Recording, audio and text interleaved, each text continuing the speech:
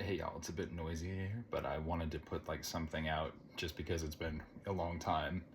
Uh, and I was like so happy to see like 10 subscribers. I'm like, wow, 10 people actually have even like clicked a button. Like I feel incredibly grateful for that. So thank you. Um, I just wanted to get like something out to say thank you and just to show that like it's not dead. I'm juggling a bunch of things, and I honestly might dovetail this channel with some music writing that I'm doing in another way, but that's neither here nor there. I just thought it's like a sort of, interesting little one-off. I would talk about something that I think you can practically experience as a result of meditation that kind of draws into question some of the normal assumptions we make about things like human metabolism, right, and fatigue. So basically, like, this is a really good opportunity for me to mention probably one of my favorite authors of all time. He's Polish. I don't speak Polish. I read English translations of him. I am Polish, half Polish, but I don't speak it. Stanislaw Lem is like a science fiction author, but he's really so much more visionary than the average science fiction author. Like he really susses out the future in a way that few sci-fi authors have ever really had the guts or really the gumption to follow things through. And Lem is an interesting test case because he's written so many different kinds of science fiction. But one of the things that he's written that I really, really enjoyed was basically it was a series of different introductions to books that don't exist, right? So it gave him a chance to, do broad outlines or take things from a certain angle and explore ideas that, really wouldn't suit an actual short story or a book, but something kind of different altogether. And the most fascinating part of it is the end, which are two lectures and some other stuff regarding a supercomputer called Golem, which basically gave lectures on humanity and then on itself and its method of like transcending its own intelligence and its like self-evolutionary paths. It's incredibly fascinating. I think he calls it toposophy, which is like the study of intelligences. And it remains one of the most just mind-blowingly fascinating things that I've ever read. And Lem is an interesting case because this is all presented scientifically, but of course, there's this spiritual aspect of this inner self-evolution, right? What that looks like.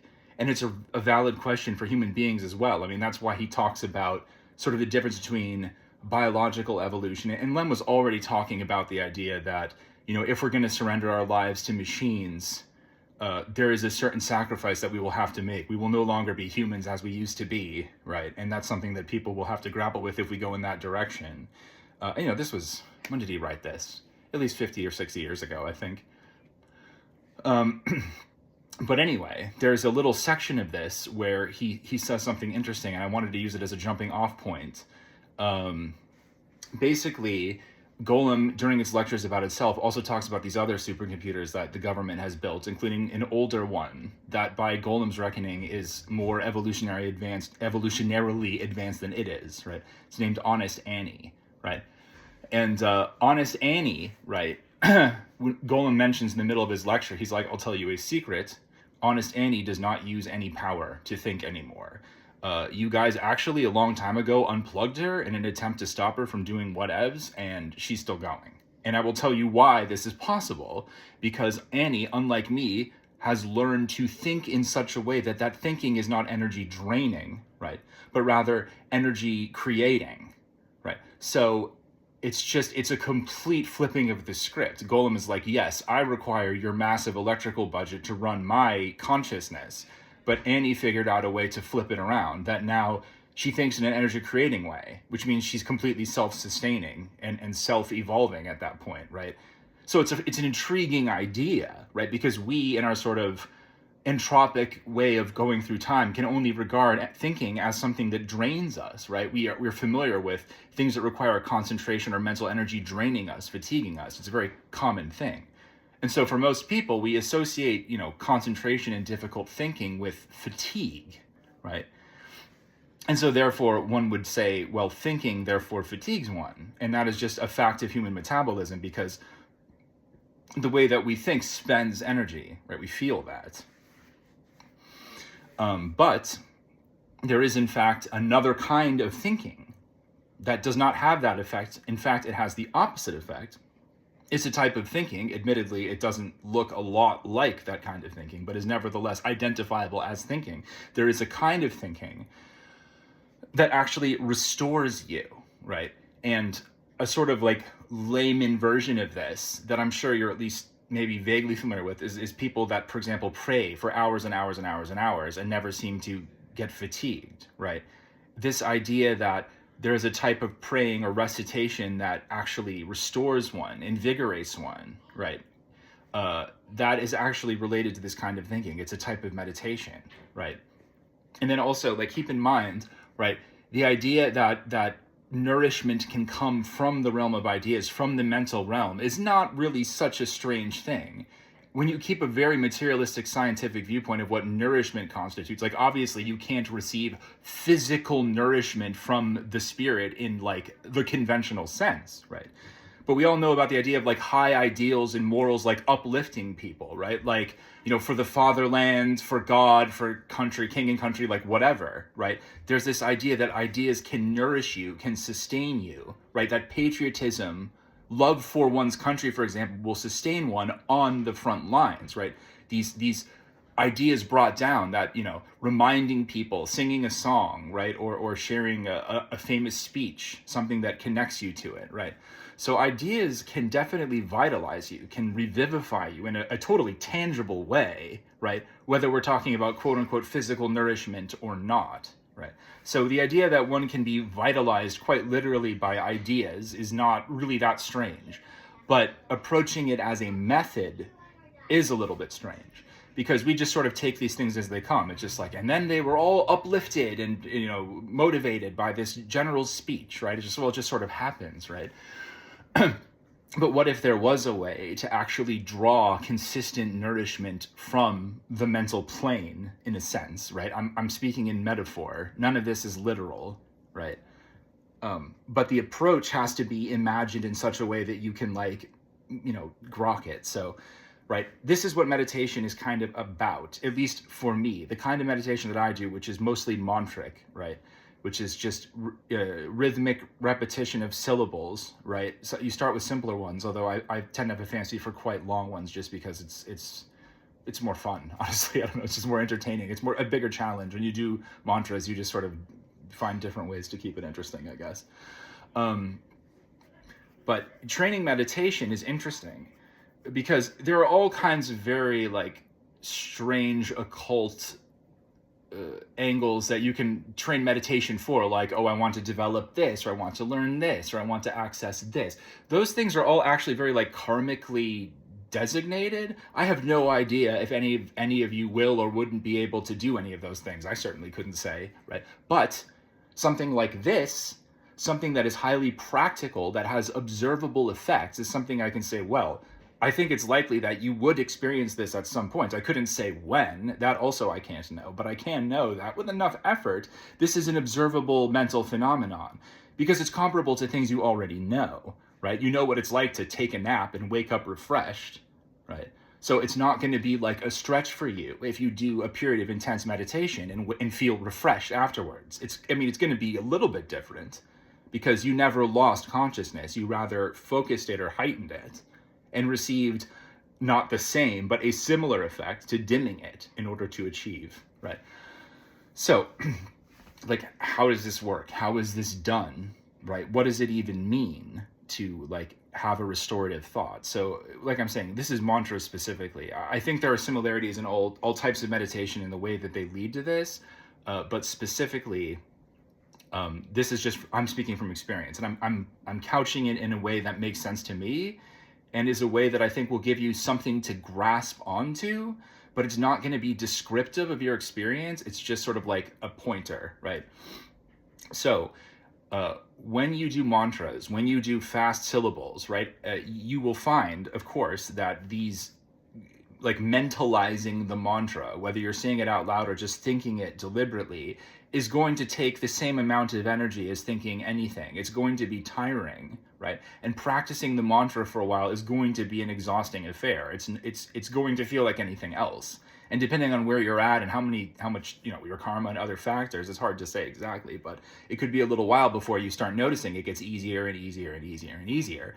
And then at a certain point, you'll find that it takes virtually no mental energy because you have just memorized it and worn it in to such an extent that it's like all it takes is kind of the energy to move your vocal cords minimally, and that's like all that it takes. The mental energy is like absent at that point. And for some people it could be 10,000 times, for other people it could be 100,000 or a million times. I couldn't possibly say. If you do it for long enough, you will eventually observe something, right? In this case, as you're going through these syllables very quickly, right? I mean, the speed is not so important. It's just the level of concentration is what matters. You'll notice between these syllables, right, as you're forming each discrete syllable, you will notice that there is an inherent moment of pause, right, mentally as you go through one at a time, right? Like ma, ha, vi. You'll see that in between each syllable, there is a period of perfect rest, right? The kind of rest like when you're dozing or sleeping or whatever, like there's a little interval between these things where mental activity ceases, right? And it's restful, but it's only for a split second between these much longer like syllabic thoughts, right? So you have like 90% and then like a 10% little, and then 90%, if you see what I'm saying. I'm trying to be visual about it just to give you like a reference point. As you practice the mantra, it goes down and down and down and it becomes like 70-30, 60-40, 50-50, right? And eventually, right, when you are mentally going through at such a rate that the rest periods become sort of equal to the mantric syllables, when they blur together into a continuous stream, right? And you have these low energy thoughts of just sustaining the mantra, and then these periods of rest start to blur together and run together almost like a movie speeding up, right? And so within this sort of circular mantra, there is a center of rest, right? And so even though you are like apparently even saying aloud a prayer, a mantra over and over again, right? Apparently outputting energy, the overall effect will actually be to like restore your fatigue, to give you a vitalizing force. And it's like, again, we're not talking about enlightenment, clairvoyance, anything like that. We're talking about something that you will be able to observe simply by practicing something enough. And although, again, I can't say how long it will take, I can say I'm pretty sure you would notice this at a certain point, right? And it's just also to conceive of the way that we normally think, right, in the normal way as like a sword, a point, right? We attack the thing we're thinking about, we cut it up, we split it into pieces, right? That's how we learn about things, right? But this way of thinking is holistic, it's circular, right? Rather than learning about the thing by cutting it to pieces, you rather wrap it around with a completely like orbital kind of understanding, right? And so ironically, that circular motion creates the one-pointedness in the center, right? And I'm like an advanced beginner at mantra, to be clear, okay? Like I don't have I have like one like mild initiation, but this is all just out of my own personal experience, like what I've experienced myself. That's all that I'm speaking from. And I do believe that this aspect of it, this restorative aspect, is definitely something that you can experience. It's incredibly handy, by the way, to be able to like, because I've never been able to take like cat naps, right? Maybe sooner at some point when I can like really get myself to relax, but that's not something I can ever do. But I can go and meditate for 15 or 20 minutes, and it is very restorative. But that is probably because I've been doing it for years. Like I'm a slow burn. It takes me a while to learn things. So, other people probably are faster than this. I hope so. But I just think that it's interesting because this is something that is practical, right? Like it just requires the repeat, like if you already have a meditation practice, like you're already on the way to see this if you haven't. And, you'll see little sparks that indicate things like before they happen, right? Most of this is just about noticing, right? Giving yourself space, breath, opportunity to notice, right? And so often the noticing comes in your daily life and not even during the meditation because it's just notice training, right? And so it's almost like when you are able to notice those periods of rest sufficiently, you'll be able to sip just sip off of them mentally, right? And so it's like you're sipping down rest from super consciousness instead of pulling it up from the subconscious. And I'm not in any position to make statements about the difference. It's just qualitatively it feels different, because in one case you never went to sleep, right? Interesting, like, to think of that conscious repetition as sort of like a super conscious sleep, a different kind of sleep where it's like you're, instead of letting go, you intensify in, right? It's just an interesting thought, something to think about. So anyway, welcome back. I assume you've been away for a while because it's like I haven't posted anything. And I intend to do more and finish up the series from before, but I thought I would just give you that little bit because, I don't know, it's only 15 minutes and anybody can make use of it. It's the kind of thing I like to do on the Pen and the Rose. So thanks everybody. I'll be seeing you soon.